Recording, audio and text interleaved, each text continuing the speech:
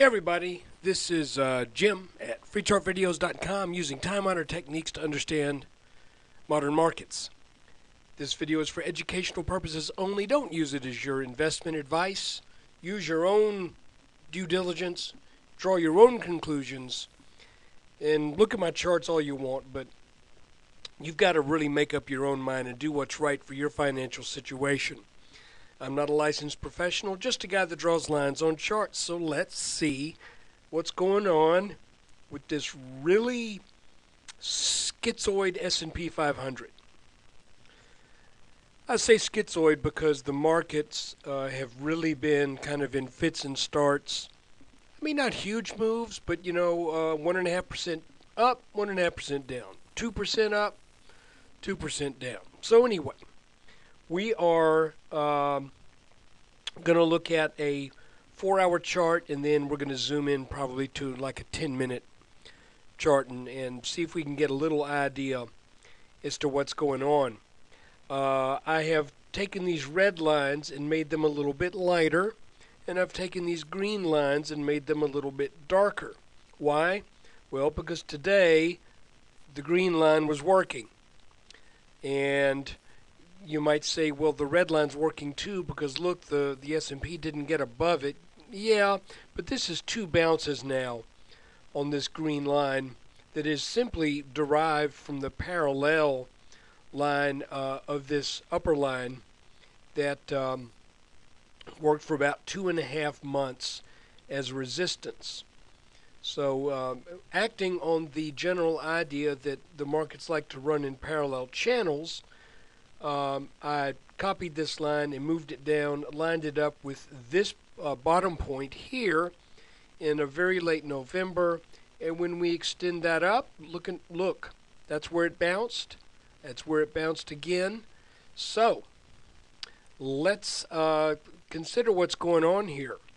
First off, the red lines do represent a rather bearish scenario where the markets went up in a rising wedge, which will have a bearish implication as the end result.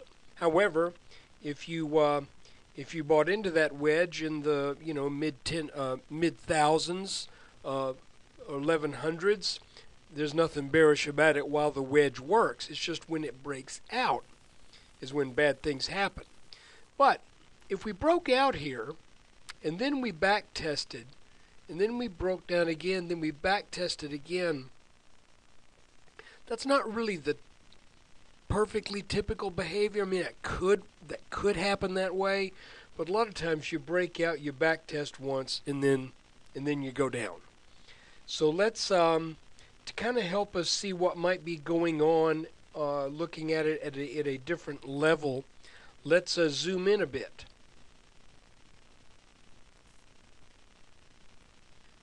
I say let's zoom in a bit. There we go.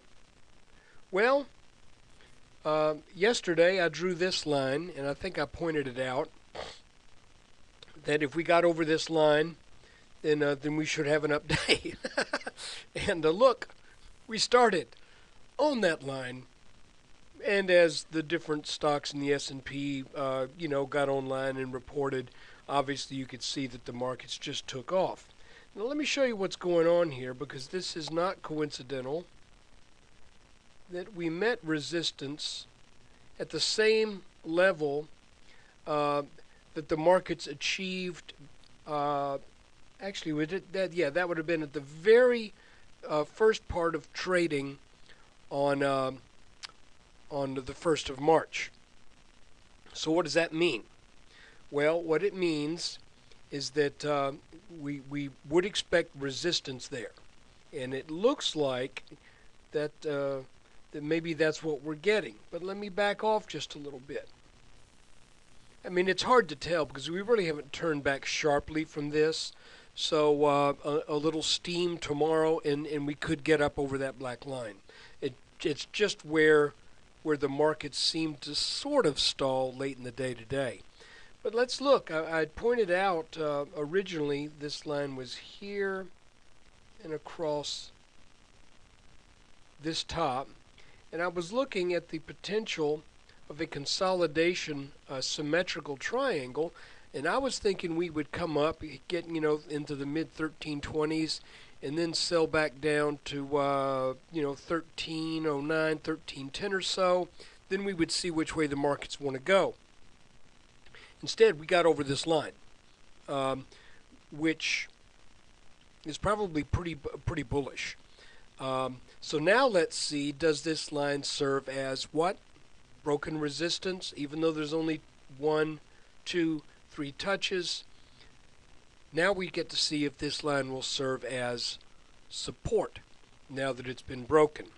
And again, this is not a major pattern, it's just a few days long, but still you can see what we're looking at. And this did end up being something like an inverse head and shoulders down here.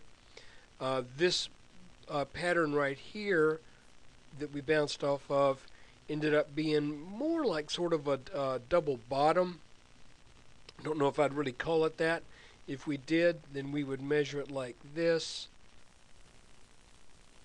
Then we would measure the depth of it. Where's my tool?